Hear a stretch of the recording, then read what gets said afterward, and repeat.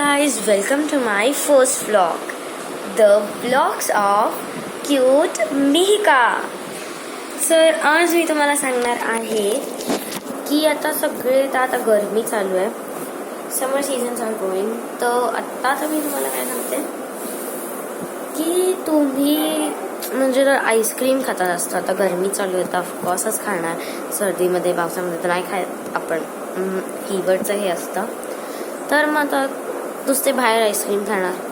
बाहेरचे आईस्क्रीम महाग पण खूप असतात. एक मोठा कोण घ्यायचा 35 लँड, छोटा 20चा घेतला तर तो एवढूसाच येतो, एवढूसा. तर मी तुम्हाला घरी आईस्क्रीम कसा बनवायचा ते सांगते.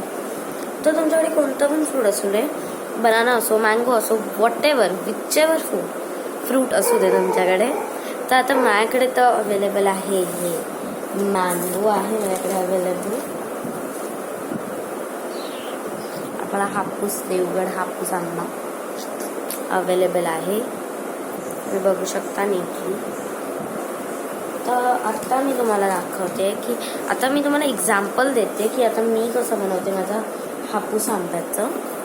तर मी आईस्क्रीम तुम्ही कोणत्याही फ्रूटचा बनवू शकता जसा तुम्हाला पाहिजे. मी आता त्याची रेसिपी सांगते. तर पहिलं तुम्हाला याचा आमरस करावा लागेल, मीन्स ह्याचा रस बीस काढून याला ग्राइंडरमध्ये लावायचं आहे सीधा. थोडंसं मिल्क पण टाकायचं आहे आणि ती एक एव्हरीडेची छोटीशी 10 रुपीजवाली मिल्क पावडर येते, पॅकेटमध्ये येते. ती कोणता पण इझिली भेटेल तुम्हाला शॉपमध्ये या मार्केटमध्ये कुठे पण. तर मी तर ती आणलेली आहे. आत्ता मी इथे करत नाही आहे, पण तुम्हाला मी सांगते म्हणजे तुम्ही करू शकता. तर मी तर पहिले तर पेस्ट करून घेतली मँगोची. पहिले पेस्ट करा. आमरस असतो तसा बनवा, पण आमरसमध्ये कसं दूध नाही टाकत, साखर आणि आंबा. तर आंबा घ्या, त्याचे छोटे छोटे पीस करा, त्याला ग्राइंडरमध्ये टाका, साखर पण टाका.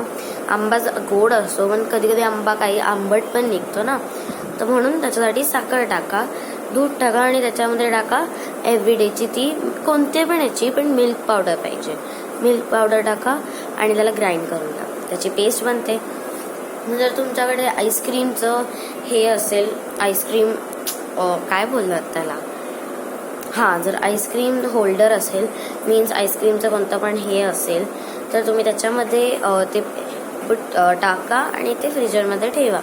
आता मी तर राहिले माझ्याकडे तर नाही, तर मी घेतलं असं प्लास्टिकचा एक डब्बा आहे एवढा, त्याच्यामध्ये मी ते पूर्ण पण भरायचे आहे. मी तर एवढा प्लास्टिकचा डब्बा घेतलाय. तुमच्याकडे पण ते आईस्क्रीम होल्डर अवेलेबल नसेल तर तुम्ही पण कोणता पण डब्बा घ्या, स्टील, प्लास्टिक, त्याच्यामध्ये तुम्ही पोर करा ते आणि नंतर ते फ्रीजमध्ये ठेवा 1 दिवस. नाही तर तुमचं फ्रीजर एकदम डीप फ्रीजर असेल, चांगलं फ्रीज होतं 1 या 2 आवर्समध्ये, तर तुम्ही 1 या 2 आवर्समध्ये तुमचं आईस्क्रीम रेडी होईल. आता माझा तर फ्रीजर असा नाही आहे, फ्रीज असा नाही आहे, तर माझ्याकडे 6 आवर्स 8 आवर्स 4 आवर्स तर लागतात. तर मी ठेवला आहे, आत्ता ठेवते मी कधी पण, म्हणजे चांगलं असतं. मग त्याच्यानंतर तुम्ही काढाल तर तुमचा आईस्क्रीम बनवून रेडी असेल आणि तो आईस्क्रीम खूप मस्त लागतो, सॉफ्ट असतो. तर मी तुम्हाला आता माझा आईस्क्रीम दाखवते, पण तो माझा आईस्क्रीम आहे ना वितळला आहे थोडासा. तर काय करूया, बघायचं तुम्हाला, बघायचंय म्हणजे आमरस झाला त्याचा, मी तुम्हाला दाखवते. तरी या माझ्यासोबत आईस्क्रीम बघा एवढा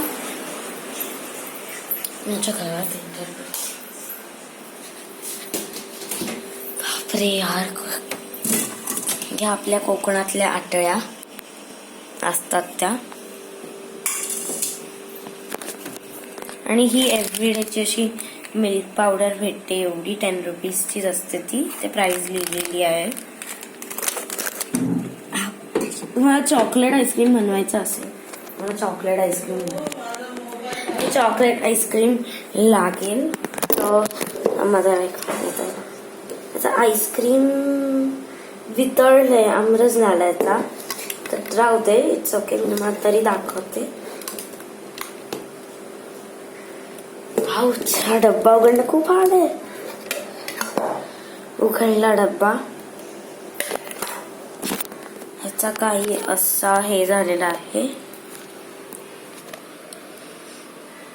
दिसत असेल तुम्हाला. टाईट झालेला आहे. मी मला स्पून मधून दाखवते. इथेच लावते. असं झालेलं आहे. जरासं खाऊन पण गेलं.